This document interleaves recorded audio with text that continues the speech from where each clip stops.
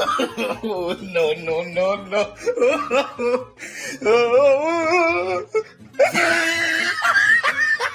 Dragon Ball, horror, kaiju, and more. Steven's Toy Reviews.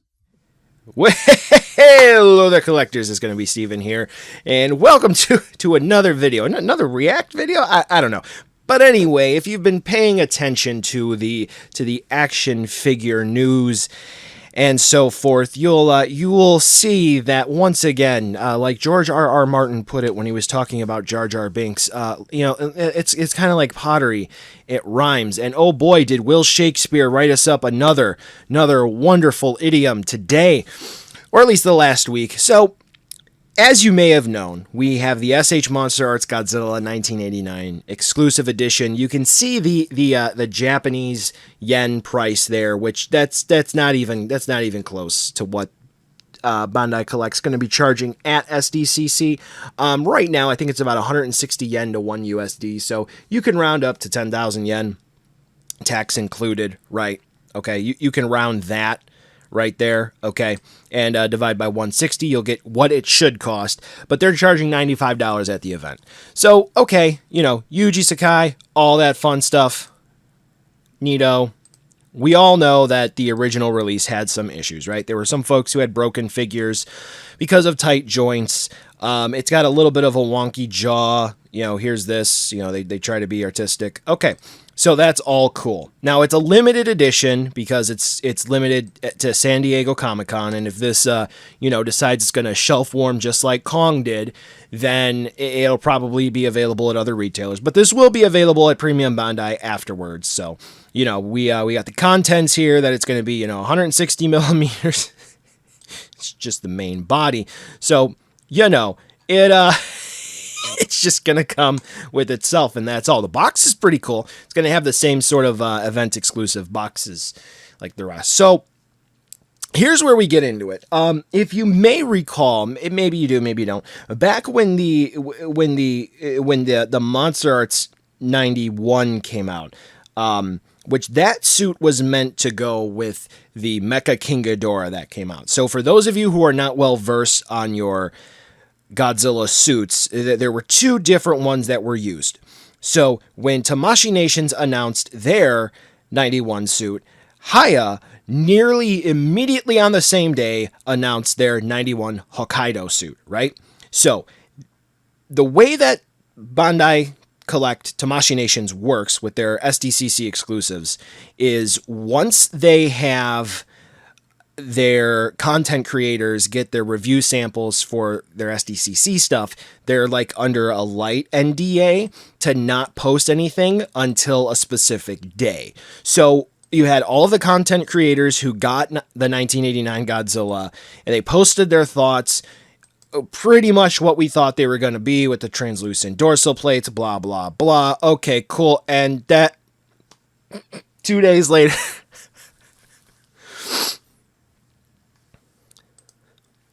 Hiya, almost as an immediate attempt at a clapback. So it is a different year, right? We'll give them that. It is a different year. That's fine and dandy. But once again, Hiya basically said, listen, we know that you're making kaiju action figures, but we'll do Godzilla as well, and we'll throw in a beam for like half the price. So if you have an eagle eye, right, you're looking at this version, and you're kind of looking at it, and you're seeing maybe some things that are a little bit different from the original release. I'm not going to pull up the original release here because I'm going to go ahead and nip that in the bud in a little bit. You'll notice that there are some things like the tail is significantly curled more than the original release, even though we haven't, actually seen any in-hand product, but it looks like it curls more than usual. The dorsal plates look a bit translucent. So it looks neat, right?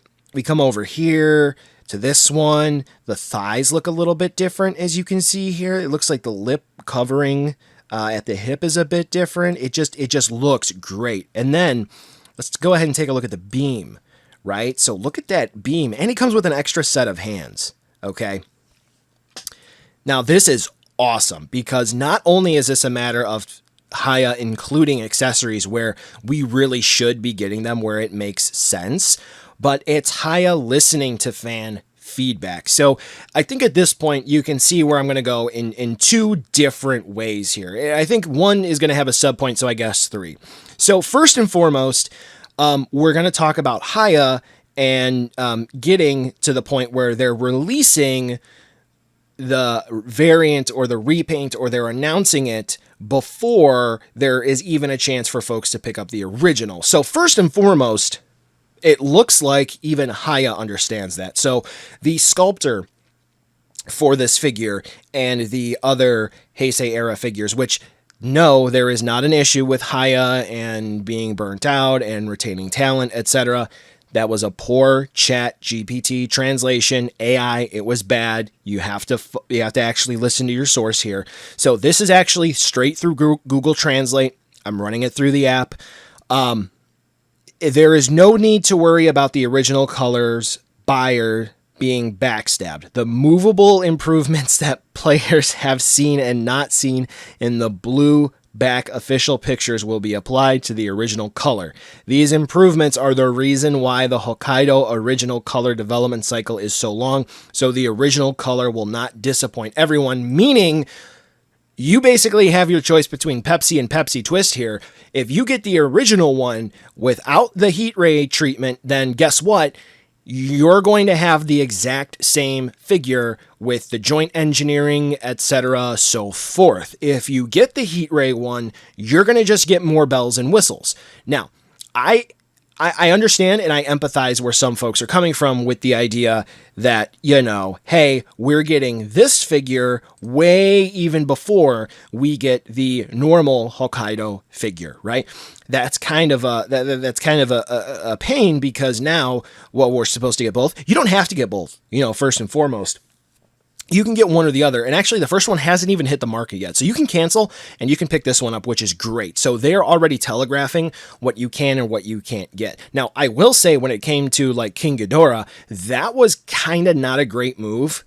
Basically allowing that to hit the market, even stateside, and then announcing what looks to be the objectively better version of King Ghidorah, the MonsterVerse one. So I'm anticipating the same thing to be for the Heisei Ghidorah, but that's besides the point. So that is a little bit of an issue. But here's what I am going to say to sort of counter that, right? So this is basically what we can understand as a pattern for Hiya at a $50 price point. Okay, 51, whatever. That to me is much more acceptable to have to double dip, or if you want to double dip at $51, we're at 102 compared to this at SDCC is 95. Okay, as you can clearly see right there. So that really isn't neat. Don't know why that, you know, we're going to have to deal with that as a collector, because this is an older figure. They've made no changes to it except for the dorsal plates. So that just really, that really grinds my gears, so to speak. So you can get two Hiya figures for the price of one SH Monster Arts figure. So where this Toho tax is coming into play, where this anything tax is coming into play, basically what we're really seeing here is the juggernaut of the action figure industry, one of them anyway, making smaller Godzilla figures for significantly higher price point. And honestly, is this Hokkaido suit figure the best? Not exactly. There are areas where it can be improved. We're talking about stuff like this all the time in my Discord. So that is amazing there. You can always join in there wherever you would need to. Big shout outs to Godzilla154 for always posting some amazing comparisons. But nevertheless, I can't complain about this in terms of accuracy. This looks amazing. This looks fantastic. The sculpted details are wonderful. And honestly, for the price point, I really, really cannot be upset here. And something else to really keep in mind, right? Hiya, even though they can sell to the US market, okay? Let's jump on over here real quick. This is how much this Godzilla figure is in mainland China.